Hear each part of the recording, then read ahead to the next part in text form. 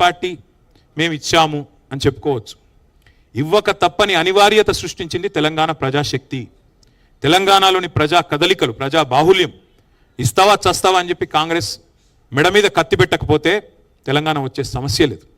ఇది వాస్తవం, మీకు తెలుసు, నాకు తెలుసు. కాబట్టి ఎవరు ఏమి చెప్పినా ప్రజలు మరి అల్టిమేట్గా ఒక నిర్ణయం తీసుకున్నారు.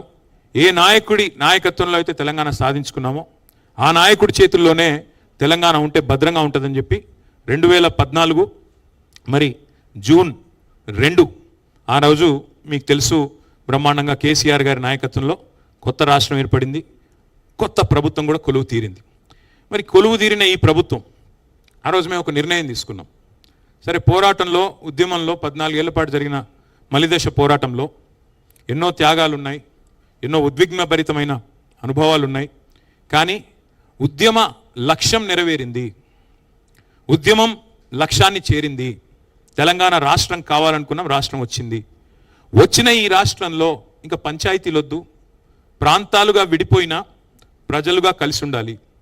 ఎందుకంటే ఎన్నో లక్షల మంది సోదరులు ఇతర రాష్ట్రాల వాళ్ళు తెలంగాణలో నివాసం ఉంటున్నారు.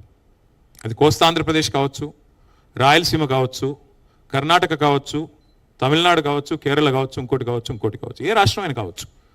దేశంలోని అంతర్భాగం తెలంగాణ కాబట్టి ఎవరైనా సరే ఇక్కడికి వచ్చి స్థిరపడ్డ వాళ్ళు, ఇది మా భూమి అనుకున్న వాళ్ళు, భూమిపుత్రులుగా ఈ భూమిని ముద్దాడిన వాళ్ళు, ఈ భూమిని అభిమానించిన వాళ్ళు అందరూ మా వాళ్ళే అనే భావనతో 10 ఏళ్ల పాటు ఎంత ఉద్విగ్నభరితమైన ఉద్యమం, ఎంత ఉద్వేగభరితమైన ఉద్యమం జరిగినా ఒక్కటంటే ఒక్క చిన్న సంఘటన జరగకుండా శాంతి భద్రతల్ని అద్భుతంగా నిర్వహించి బలంగా ఈ రాష్ట్రాన్ని నిలబెట్టిన నాయకుడు కేసీఆర్ గారు.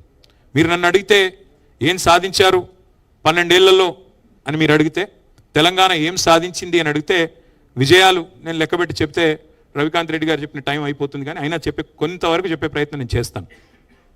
నీళ్లు, నిధులు, నియామకాలు, ఇది మా ఉద్యమానికి ఆనాడు శీర్షిక, ట్యాగ్ లైన్.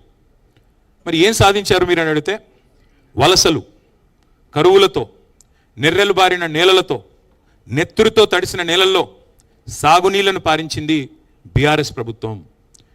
అన్నమో రామచంద్ర అనే రాష్ట్రాన్ని దేశానికి అన్నం పెట్టే స్థాయికి, పంజాబ్ను, హర్యానాను తలదన్ని అన్నం పెట్టే స్థాయికి తీసుకొని పోయింది కేసీఆర్ నాయకత్వం.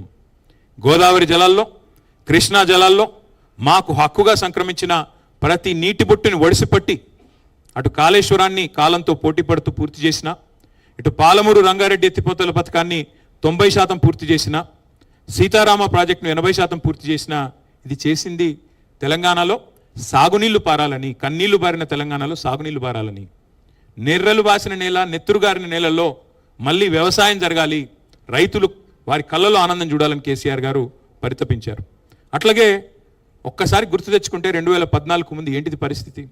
వలసలు, కరువులు, కన్నీళ్లు, ఆకలి కేకలు, ఎన్కౌంటర్లు, ఆత్మహత్యలు, నెర్రెలు బారిన నేలలు, పాడుబడ్డ ఇండ్లు, పడావుబడ్డ భూములు, ఇవన్నిటిని కూడా సంపూర్ణంగా ఈ ముఖ చిత్రాన్ని మార్చే ప్రయత్నం చేసింది కేసీఆర్.